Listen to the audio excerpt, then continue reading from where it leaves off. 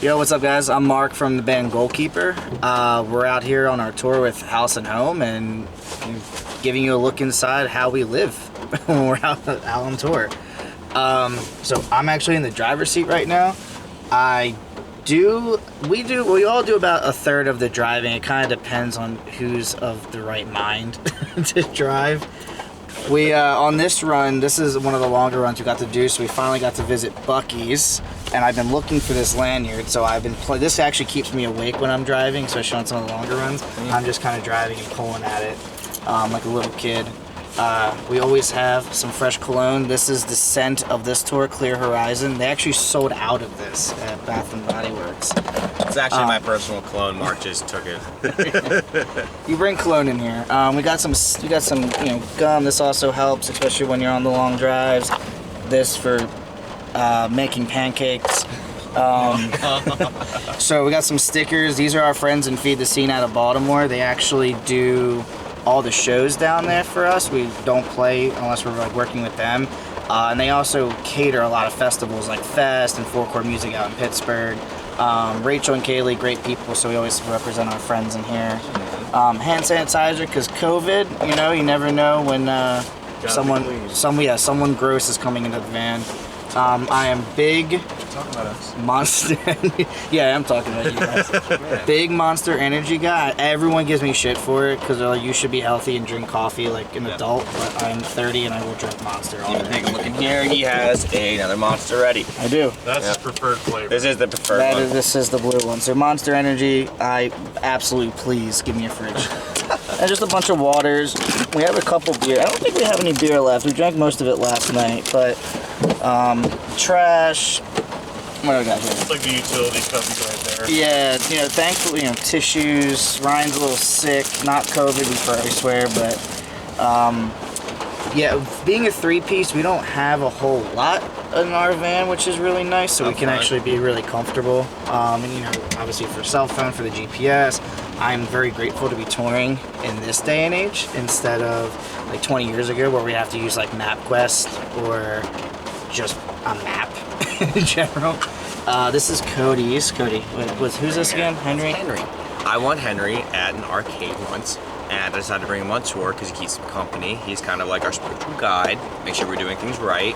I think he's an ocelot, and he's from Minecraft. Henry.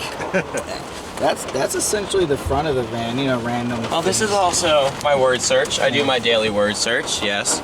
Keeps my brain active. I like to learn about multilingual ways to say dishes. So worldly. There are some other ones in here where you have to like follow and make the puzzle yourself and discover the words. I like to bust a mental sweat too. Yeah, it's good content for Instagram. Yep. Usually Cody is the DJ. He's actually the only member of the band who was a legit radio DJ. Yeah, I'm the radio DJ here. So we vary between any of the new pop punk stuff like Hot Mulligan, Super American. Obviously we're bumping our friends House and Home who we're doing the tour with. Eternal Boy, Keep Flying, Blink-182, of course, like all the classics. And then Ryan loves his country music, so we have a lot of Alan Jackson being played in the van. And who was the one we listened to I like earlier? to pepper it in every once in a while. I'm not making them listen to all country music. Who was the one we listened to earlier that we really liked? What was it, Corey Johnson? Oh, Cody Johnson. Cody Johnson, yeah, he's a lot pretty of good. that. Cody only likes 80s Joel. So I love all Billy's Joel. Let's be very clear here. He's trying to be facetious. I think Joel is the greatest artist from like classic rock era. Yeah. So I'm always playing him. He's definitely my choice. Mark put on Kanye the other day, which I thought was weird for Mark, but like he's got some secret fantasies you don't know about. Yeah, Mark likes to like pull stuff out of his of the hat. Like, but he doesn't like Akon. Yeah. What? He's got really weird tastes. Yeah. Don't trust Mark. No, I don't. We actually do a lot of podcasts. Not so much this run because the drives haven't actually been that bad. But Lead Singer Syndrome's a favorite. Pop Punk and Pizza podcast, who are from Chicago, is a favorite of ours. The Krista Makes a podcast. It's really cool to hear some of our favorite people actually like how they created their songs. And I think on the ride home, I already listened to it / read it, but I think we're gonna do it. I'm gonna play it for the band. Is the Sellout book by Dan Ozzie, which is really cool to see like how some biggest bands like from the punk scene came up. So that's probably what we're gonna listen to on our ride home from Toledo after tomorrow. But yeah.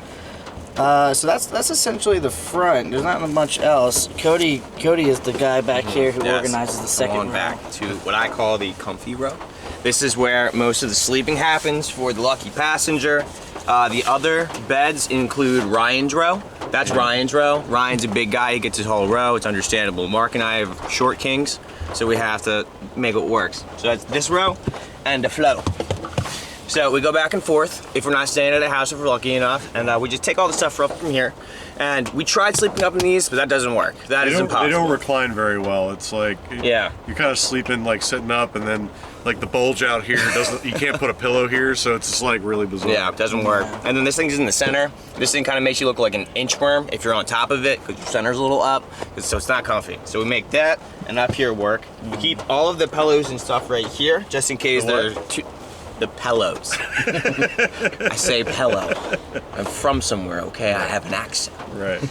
We keep all the pillows and stuff over here because this is the comfy corner. If anyone wants to get a nap while somebody's driving, usually those two up there. DJ is where you're sitting, obviously driver's there, so this is the nap station. Today, we have donuts. Mark was nice enough to buy us some donuts for breakfast. Thank you, Mark. The other day, our breakfast included ice cream at 10:30 a.m. and that was your guys'. That was us. It was the grossest flavors we could find. Yeah. It was mac and cheese, pizza, and earth. So obviously I had to go through those. They were bad. Cody and I like to go on these adventures when Ryan's sleeping or like in Planet Fitness, like taking a shower, and sometimes we come across the most bizarre foods. In which case was that ice cream, and so we had to try it. And I remember we walked into House and Home's van because they were right next to us, and we like opened up their door and like, we got you guys breakfast, and they were so happy. And then we presented them Kraft mac and cheese ice cream and pizza ice cream, and they were very upset. Earth tasted good. Earth did taste good. That was cotton candy and pistachio, so I guess we think that's what it tasted like. And I'll be honest, the Kraft mac and cheese one, as weird as it was tolerable. The pizza one though, pizza and ice cream in one thing, that doesn't work. There's really one more thing to show on this side here. I'm gonna break into the snack cave. All right, so this thing was fully loaded in the beginning of tour, right? We had at least 5 bags of banana chips. My boss fills this thing. So my boss used to be in a band, and my boss knows that I'm in a band now, and he really, really wants us to make it. We ate all the Buc-ee's beef jerky. Sorry, Buc-ee's. So we just usually stack this thing full of all the junk he doesn't want in his grocery store anymore, because I work at a grocery store, basically. Look how much fucking gum he gave us. Yeah. We're set with orange gum. We are so with orange gum. That's a lot of fucking gum. I'm not even done. Yeah. A lot of gum. Yeah. So shout out to Bud's Market. Thank you, buddy. If you ever see this, I don't know why you're watching it because I won't show you, but love you, buddy. So guys, Ryan here. Show you the backseat lounge here. Usually when we're just driving throughout the day, we stack a lot of the big bags, like everybody's suitcases, like back here on the floor. And then I have like my series of backpacks. I work on the road, so I have a backpack that has all my computer stuff and stuff I need to do work on the road. Also have like some pillows and some other stuff, but generally this is like the most comfy spot to sleep in the van. And I'm very grateful for my bandmates for understanding that I'm a foot taller than both of them and I need my space. But yeah, we also, one thing I will say is when we do have like another person in the van, like sometimes we'll travel with a photographer or video person, we'll let them take this spot. I'll usually sleep up in the captain's chairs because want to make sure that they're as comfortable as possible. As far as like cool stuff back here that I can show you, want to do a quick shout out to our friends at White Rabbit Records down in Corbin, Kentucky. We got to play a show down there. That's the birthplace of KFC if you're not familiar with it. But Cody and I picked up some records while we were down there. This is the first one of Cody's, State Champs Acoustic. Olivia Rodrigo.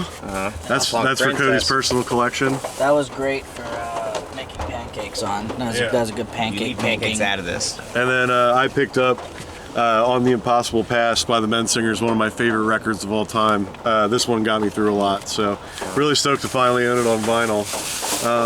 And then as far as like things I can't live without on tour, I just bought this. It's a thermos for my water. Like, I'm constantly drinking water, it keeps it cold. So like, this is one of the best investments I've made. And hands down, shout out to Crocs, because these things are like sport utility flip-flops, and I'm from like the beach area, so I wear flip-flops at home, but I also recognize that everywhere else in the country they don't necessarily wear flip-flops, so these Crocs definitely get the job done. They're so fucking comfortable too.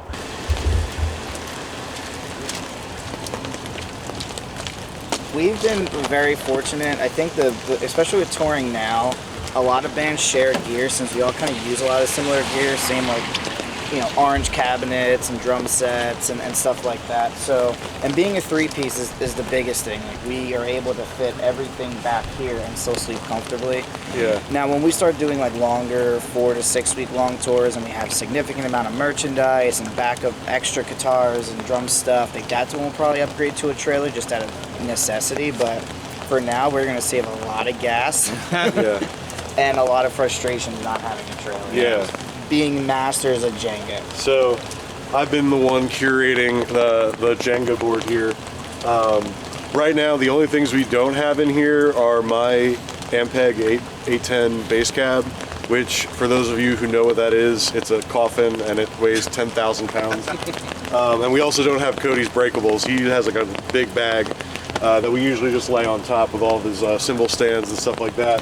But we got some merch down here. We got all of Cody's drum stuff. Behind there, you can kind of see Mark's orange amp, and he's got an orange cab in there, 410. The basses, like we have a regular bass, or show bass, backup guitar, show guitar, my microphone. This thing, the most important thing for Cody, is this fan. Because Cody found out that he's such an intense drummer that he needs to be cooled off during the set. I mean, like, that's also pretty fair, but that is his number one fan. But the reason why Cody has this is because on a few different occasions, Cody's had to stop mid-set and puke because he's just so exhausted. So this helps him keep in the game. Also, this here is our tow hitch that I like to hit my shin on, like I just did. Cody's snare stuff, a few more breakables here, but you know, we just try to put it as efficiently as possible, and we try to make sure we have just a little bit of room to see out the back if we can. So yeah, and eventually, you know, if we, you know, when we start taking, you know, bigger tours and stuff like that, we'll tow a trailer, and this will probably turn into like luggage or like an air mattress or something like that. But we love this thing. We love this van.